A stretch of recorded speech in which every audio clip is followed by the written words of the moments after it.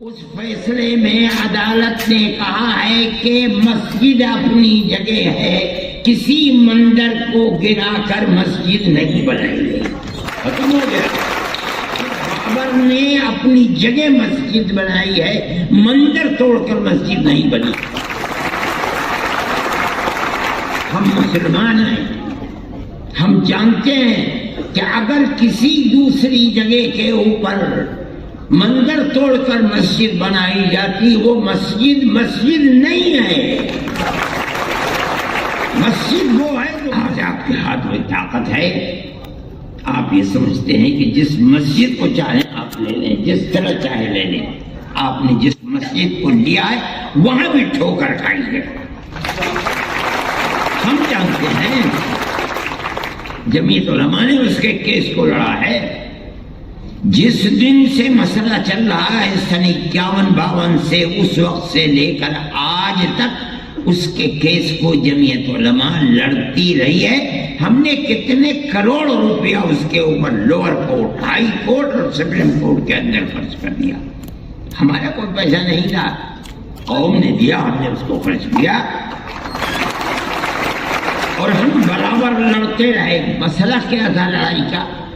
مسئلہ آپ سمجھیے، ہم لڑنے والے ہیں، ہم جانتے ہیں. مسئلہ یہ تھا کہ جس جگہ بابری مسجد بنی ہے وہ مسجد کی اپنی جگہ ہے یا یہ رام جنم بھومی ہے، یہاں رام کا مندر تھا، بابر نے اس مندر کو توڑ کر یہاں مسجد بنائی ہے. مسئلہ یہ تھا. اسی مسئلے کے اوپر لڑائی ہم لڑ رہے تھے. آپ کو یاد ہوگا کہ آثار قدیمہ نے اس کی کھدائی کروائی تاکہ مندر کے باقیات نیچے سے نکلتے ہیں، نہیں نکلتے.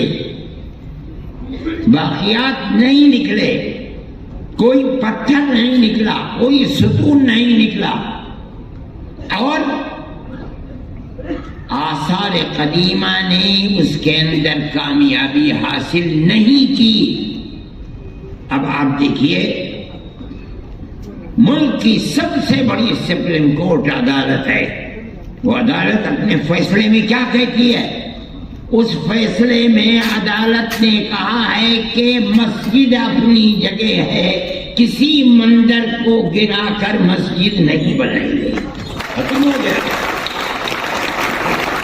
ہمارا جو مقدمہ 50-70 سال سے چل رہا تھا، ہم اس مقدمے کے اندر کامیاب ہیں کہ بابر نے اپنی جگہ مسجد بنائی ہے، مندر توڑ کر مسجد نہیں بنی.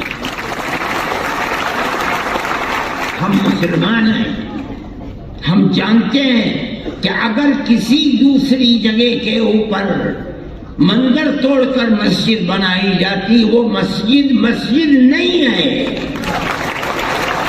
مسجد وہ ہے جو مسجد کی جگہ ہے اور اس جگہ کو وقف کیا گیا ہے. ہم تو اس مقدمے کے اندر کامیاب ہیں. جب یہ کہہ دیا گیا کہ مسجد اپنی جگہ بنی ہے، مندر کو توڑ کر مسجد نہیں بنی. دوسرا فیصلہ کیا ہے کہ جنہوں نے اندر گھس کر مورتیاں رکھی ہیں وہ مجرم ہیں، انہوں نے غلط کیا. مسئلہ ختم ہو گیا. جب سننے والے سن رہے تھے فیصلے کو، تیسرا فیصلہ اپنی جگہ کے اوپر تھا کہ یہ مسجد کی جگہ ہے. لیکن یہ الگ بات ہے کہ فیصلہ یہ دے دیا گیا کہ لیکن ہم یہ جگہ ہندوؤں کو دیتے ہیں. ٹھیک ہے، آپ نے دے دی، ہم اپنے مقدمے کے اندر کامیاب ہیں. ہم آج نہیں بولتے، نہ ہمیں بولنا چاہیے. اس لیے کہ جو سب سے بڑی ملک کی عدالت ہے اس نے یہ ہندو بھائیوں کو دے دی. ہم نہیں بولتے. ہم 1000 دفعے کہہ چکے تھے کہ یہ آخری ہماری لڑائی ہے. سپریم کورٹ ہمارا سپریم کورٹ ہے، ہم اس ملک کے رہنے والے ہیں. سپریم کورٹ جو فیصلہ کر دے گا ہمیں وہ منظور ہے. سپریم کورٹ نے فیصلہ کر دیا، ہم اپنے گھر بیٹھ گئے. ہم خاموش ہیں، ہم نہیں کہتے کچھ. لیکن دنیا ختم تو نہیں ہے، ہم ختم ہو جائیں گے. آگے آنے والا مورخ یہ لکھے گا کہ بابری مسجد کی جگہ مندر کس طریقے پر بنا ہے. ہم نہیں بولتے. لیکن کیا آنے والی دنیا خاموش ہو جائے گی؟ میری بھائی یہ تو دنیا کے حالات ہیں، کل کوئی اور تھا، آج کوئی اور ہے۔ اگر ہم یہ سمجھتے ہیں کہ ارشد ہمیشہ زندہ رہے گا تو پاگل ہے، مرے گا۔ میری جگہ کوئی دوسرا دنیا ہے، یہاں اسی طرح آنا جانا لگا ہوا ہے۔ ایسی ذات جو ہمیشہ سے ہے، ہمیشہ رہے گی۔ میں کہتا ہوں وہ اوم ہے، یعنی اللہ۔ میری بھائی سیکولرزم کی حفاظت 2 بجے جلسہ ختم ہو جانا چاہیے، میں اس سے پہلے ہی ختم کر دوں گا۔ میرے بھائی جمعیت علماء کا اپنا ایک کردار ہے، ہم اس سیکولر دستور کے محافظ ہیں۔ ہم سمجھتے ہیں کہ صرف زبانی نہیں کہ دنیا میں جا کر کے سیکولرزم کا ڈھڈورا پیٹا جائے اور ملک کے اندر مسلمانوں کی 600 سال پرانی مسجدوں کو گرا کر کے وہاں مندر بنایا جائے۔ یہ سیکولرزم نہیں ہے، یہ ڈھول کا بول ہے۔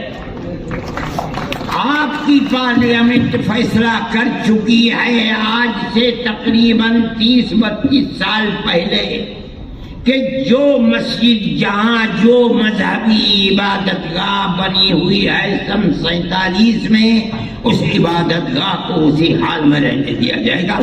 آج آپ یہ کہتے ہیں کہ نہیں، بنارس کی مسجد کو توڑ دو، وہ ہماری ہے، متھرا کی مسجد کو توڑ دو۔ آپ کے کردار کا اور پارلیمنٹ کا کیا اعتبار ہے یہ بتائیے؟ کیا چیز ہے پارلیمنٹ کے اندر؟ پارلیمنٹ اس قانون کو بناتی ہے، آپ اس قانون کو ٹھوکر مار دیتے ہیں۔ آپ جو قانون آج بنا رہے ہیں کل کو دوسرا اسے ٹھوکر مار دے گا۔ یہ تو آپ نے ایک ریت اور رواج کر دیا، ہمیں کوئی غرض نہیں ہے اور حکومت خاموش بیٹھی ہوئی ہے۔ میرے بھائی جمعیت علماء حکومت کا لحاظ کرتی ہے، جن کو حکومت ہے ہمارے ملک کے عوام نے ان کو بیٹھایا ہے، ہمارے ملک کی اکثریت نے دستور کے مطابق ان کو ووٹ دیا ہے، ہم نے ووٹ دے کر کے انہیں بیٹھایا ہے۔ ہم یہ سمجھتے ہیں کہ ان کو ملک کے دستور کے اندر اس طریقے کی تشریح جس سے ملک کے ایک بہت بڑے طبقہ 20-25 کروڑ لوگوں کے حقوق کو آپ ٹھوکر مار رہے ہیں، ملک اس طرح امن و امان کے ساتھ نہیں چل پائے گا۔ اور اس کے نتیجے کے اندر ملک کی جو صورتحال ہے، آپ اپنی زبان سے کہتے رہیں کہ ملک ترقی کر رہا ہے اور ساری دنیا کے اندر ترقی کا ڈھڈورا پٹ رہا ہے، مگر ملک کے عوام کی جو صورتحال ہے اور فقر اور بے کسی کی جس طریقے پر پورے ہندوستان کے اندر کیفیت ہے، آپ اس کو دیکھ لیجئے۔ میں اپنی زبان سے کچھ نہیں کہتا ہوں، میں ایک مذہبی آدمی ہوں، میرا اپنا ایمان اور یقین ہے کہ اللہ جو چاہتا ہے وہ کرتا ہے، یعنی ایشور جو چاہتا ہے وہ کرتا ہے، یعنی اوم جو چاہتا ہے وہ کرتا ہے۔ آج آپ کر رہے ہیں، ٹھیک ہے کر دیجئے، کل کو حالات بدلیں گے دنیا کے اندر، میں زندہ ہوں، میں بھی مر جاؤں گا اور دنیا کا ہر آدمی مر جائے گا، دوسرا آئے گا اپنی خاص ذہن کے ساتھ آئے گا۔ حالات کیا ہوتے ہیں ان کو آج نہ میں جانتا ہوں نہ کوئی جانتا ہے، اللہ جانتا ہے، اور ان کے سوا کوئی نہیں جانتا۔ میرے بھائی ہم یہ سمجھتے ہیں کہ امن و امان کو پکڑنا چاہیے۔ میں مسلمانوں سے یہ کہتا ہوں کہ آج کی حکومتیں جو کچھ کر رہی ہیں اس سے فرقہ پرستی اور آپس میں نفرت اس طریقے پر ابھر رہی ہے کہ نہیں کہا جا سکتا کہ کل کو کیا ہوگا۔ میں جمعیت علماء کے ہر ورکر سے یہ بات کہتا ہوں کہ آپس میں پیار و محبت کو پیدا کرو۔ اس کا یہ مطلب نہیں ہے کہ مسلمان سے پیار نہیں، اس ملک کے ہر رہنے والے سے محبت کرو، اپنے دکھ میں سکھ میں انہیں شریک کرو، ان کے دکھ اور سکھ کے اندر تم شریک ہو۔ ان کے یہاں شادی بیاہ ہے، وہ تم کو نہیں بلاتے، جاؤ اور مبارکبادی دے کر چلے آؤ۔ کھانا کھلاتے ہیں کھاؤ، نہیں کھلاتے نہ کھاؤ۔ جب تمہارے یہاں سکھ ہو، شادی بیاہ ہو، تم اپنے رشتہ داروں کو جس طرح بلاتے ہو، اپنے دائیں بائیں رہنے والوں رہنے والے غیر مسلموں کو بلاؤ۔ یہ تمہاری پرانی زندگی ہے، آج کی نہیں، یہ ہزاروں سال پرانی زندگی ہے، اور اسی طرح اس ملک کے اندر ہم رہتے چلے آئے ہیں۔ دنیا کے کسی ملک کے اندر مسلمان اور غیر مسلم کو اس طرح جیسے اس ملک میں رہتے ہیں نہیں رہنے دیتے۔ دیکھو گاؤں گاؤں کے اندر رہتے ہیں، اگر ان سے پوچھو کہ مسلمان کب سے آباد ہے، نہ مسلمان جانتا ہے کہ اس کی تاریخ کیا ہے، نہ ہندو جانتا ہے کہ اس کی تاریخ کیا ہے۔ اس پیار و محبت کے اندر شریک تھے، لیکن آج کی سیاست یہ پیار و محبت کی سیاست نہیں ہے۔ میں یہ سمجھتا ہوں کہ یہ بڑی تباہی کے آثار ہیں۔ آپ کو جمعیت علماء کے ورکر ہونے کی حیثیت سے آپ کو اس سلسلے میں قدم بڑھانا چاہیے۔ میں مدرسے والوں سے کہتا ہوں، صحیح ہے آپ کا مدرسہ مذہبی مدرسہ ہے، لیکن یاد رکھیے رسول اللہ صلی اللہ علیہ وسلم جن کی زندگی کو لوگ جانتے نہیں اور خاص طریقے کے اوپر برادران وطن نہیں جانتے، غیر مسلموں کے ساتھ اٹھنا بیٹھنا رہنا سہنا آپ کی زندگی تھی۔ آپ جب تک زندہ رہے، میں ایک بات کہتا ہوں اور تو یہ تو بڑی لمبی بات ہو جائے گی، ابو طالب آپ کے چچا تھے، آخری وقت تک بت پرست رہے، اور کھانا پینا اٹھنا بیٹھنا اللہ کے نبی کے ساتھ تھا۔ اگر اللہ کے نبی کو مکے کے لوگوں نے آبادی سے باہر کر دیا، ابو طالب نے ساتھ نہیں چھوڑا، باہر رہے، اور دین کے اعتبار سے وہ اللہ کے دین کو، اللہ کے نبی کے دین کو نہیں مانتے تھے، آخری وقت تک نہیں مانتے تھے۔ جب جان نکل رہی تھی تب گئے نبی کریم علیہ السلام ان کے پاس اور جا کے کہا، چاچا ایک مرتبہ لا الہ الا اللہ محمد رسول اللہ کہہ دیجیے، میں قیامت کے دن اللہ کے یہاں آپ کی شفاعت تو کر دوں گا۔ ابو جہل وہاں کھڑا ہوا تھا، ابو جہل نے کہا، ابو طالب کیا کہیں گے تمہارے بعد لوگ، کیا آخری وقت میں اپنے باپ دادا کے دین کو چھوڑ دیا؟ یہ کہا کہ نہیں، میں اپنے باپ دادا کے دین کے اوپر ہوں، اور مر گئے۔ اللہ کے نبی نے ساتھ نہیں چھوڑا، نہ انہوں نے چھوڑا نہ اللہ کے نبی نے ساتھ چھوڑا، حالانکہ اللہ کے نبی کے دین پر نہیں تھے، نہ زندگی میں تھے نہ مرتے وقت تھے۔ میرے بھائی یہ رسول اللہ کا کردار ہے۔ یہ سمجھنا کہ کسی غیر مسلم کے ساتھ اٹھنا بیٹھنا یہ درست نہیں، اسلام میں غلط ہے، غلط ہے، غلط ہے۔ ہم اس ملک کے رہنے والے ہیں، وہ ہمارے بھائی ہیں۔ میں کہتا ہوں ایک آدم کی یعنی پرتم منو کی اولاد ہے، ہم دونوں بھائی بھائی ہیں۔ جو لوگ اس کو تفریق میں اور دشمنی اور نفرت میں لے جانا چاہتے ہیں، وہ ایک باپ کی اولاد نہیں مانتے، اور غلط ہے، غلط ہے، غلط ہے۔ ہم سب ایک ہی باپ کی اولاد ہیں، ہم سب ایک دوسرے کے بھائی ہیں۔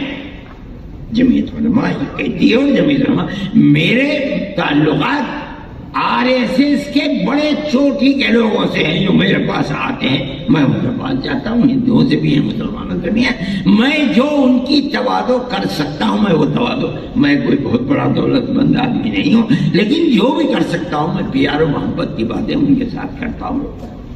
کوئی ضرورت نہیں ہے میں کیوں تفریق کروں، وہ صحیح ہے، وہ RSS کے لوگ ہیں، دوسری پارٹیوں کے لوگ ہیں، وہ کریں، ہمارا فرض یہ ہے کہ ہم ان کے ساتھ پیار و محبت، اور میں جانتا ہوں کہ وہ شریف لوگ ہیں، اپنی شرافت کے کردار کو پیش کرتے ہیں۔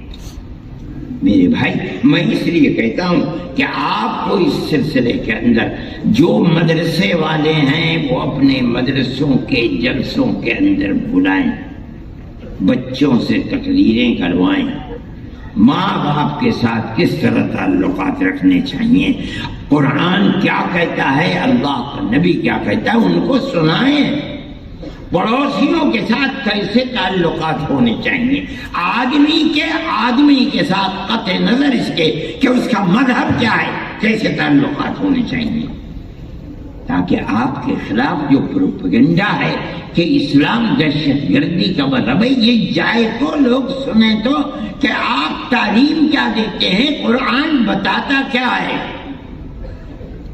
یہ ہمارا قصور ہے کہ ہم اسلام کی صحیح تصویر ان کے سامنے پیش نہیں کر پا رہے ہیں، ہمیں کرنی چاہیے۔